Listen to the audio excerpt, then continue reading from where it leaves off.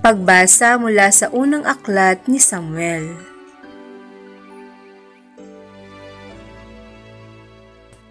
Noong mga araw na iyon, si Samuel na may natutulog sa templo, sa may kaba ng tipan. Nang magmamadaling araw na, siya'y tinawag ng Panginoon. "Samuel, Samuel." "Po," sagot niya. Patakbo siyang lumapit kay Eli at sinabi, "Bakit po?" Sinabi ni Eli, "Hindi kita tinatawag. Mahiga ka na uli." Nagbalik nga siya sa kanyang higaan. Tinawag siya uli ng Panginoon. Bumangon siya, lumapit kay Eli at itinanong, "Tinatawag po ba ninyo ako?" Sinabi ni Eli, "Hindi kita tinatawag, anak. Mahiga ka na uli." Hindi pa kilala ni Samuel ang Panginoon sapagkat hindi pa siya kinakausap nito. Sa ikatlong beses na tawagin siya, lumapit uli siya kay Eli at sinabi, "Narinig ko pong tinatawag ninyo ako." Naisip ni Eli na ang Panginoon ang tumatawag kay Samuel, kaya sinabi niya, "Sige, mahiga ka uli.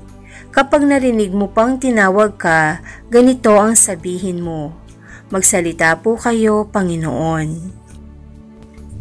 Nakikinig po ang inyong lingkod. At muling nahiga si Samuel. Ang Panginoon ay lumapit kay Samuel at tinawag ito. Sumagot si Samuel, "Magsalita po kayo. Nakikinig po ang inyong lingkod." Habang lumalaki si Samuel, patuloy siyang pinapatnubayan ng Panginoon at nagkakatotoo ang lahat ng sinasabi niya. Ang salita ng Diyos.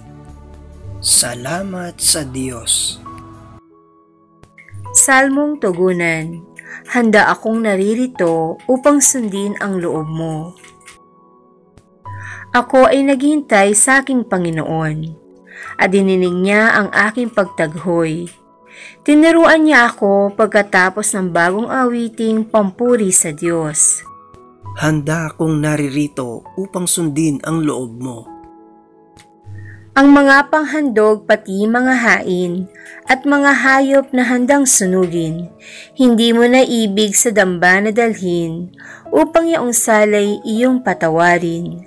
Sa halip, ang iyong kaloob sa akin ay ang pandinig ko upang ika'y dinggin. Handa akong naririto upang sundin ang loob mo. Kaya ang tugon ko, ako'y naririto. Nasa kautusan ang mga turo mo, at nais kong sundi iyong kalooban, aking itatago sa puso ang aral. Handa akong naririto upang sundin ang loob mo. Ang pagliligtas mo'y aking inihayag, saan man magtipon ang iyong mga anak.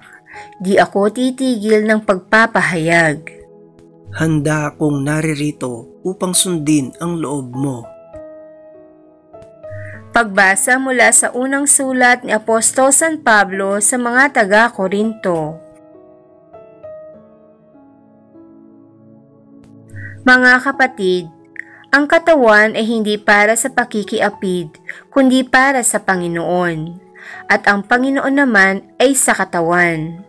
Muling binuhay ng Diyos ang Panginoong Hesus, at tayo may muling bubuhayin sa pamamagitan ng kanyang kapangyarihan.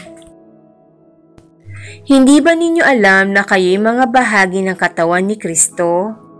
Ang nakikipag-isa sa Panginoon ay kaisa niya sa Espiritu. Huwag kayong makikiapid. Sa alinmang ibang kasalanan na ginagawa ng tao, iba ang napipinsala. Hindi ba ninyo alam na ang inyong katawan ay templo ng Espiritu Santo na nasa inyo at tinanggap ninyo mula sa Diyos? Ang inyong katawan ay hindi talagang inyo, kundi sa Diyos. Binili niya kayo sa malaking halaga, kaya't gamitin ninyo ang inyong katawan upang maparangalan ang Diyos. Ang salita ng Diyos. Salamat sa Diyos. Aleluya, aleluya! Natagpuan ng Mesiyas nang sa kanya'y naghahanap, siya'y pag-ibig na matapat. Alleluia, Alleluia. Ang mabuting balita ng Panginoon ayon kay San Juan.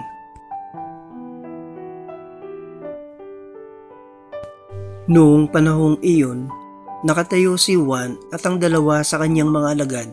Nakita niya si Jesus na nagdaraan at kanyang sinabi, "Ito ang kordero ng Diyos."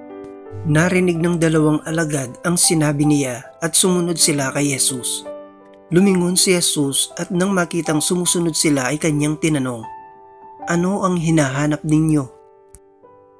Sumagot sila, "Saan po kayo nakatira, Rabay?" Ang kahulugan ng salitang ito'y, "Guro, hali kayo at tingnan ninyo," ani Jesus. Sumama sila at nakita nila ang kanyang tinitirhan at tumuloy sila roon ng araw na yaon. Nooy mag-iikaapat na ng hapon. Ang isa sa dalawang nakarinig kay Juan at sumunod kay Jesus ay si Andres na kapatid ni Simon Pedro. Una niyang hinanap ang kapatid niyang ito at kanyang sinabi sa kanya, "Natagpuan namin ang Mesiyas." Ang kahulugan ng salitang ito'y Kristo. At siya'y isinama ni Andres kay Jesus. Tiningnan ni Jesus si Simon at sinabi sa kanya, "Ikaw si Simon na anak ni Juan. Ang ipangangalan ko sa iyo'y Cephas." Ang katumbas ng ngalang ito'y Pedro. Ang mabuting balita ng Panginoon. Pinupuri ka namin, Panginoong Hesukristo.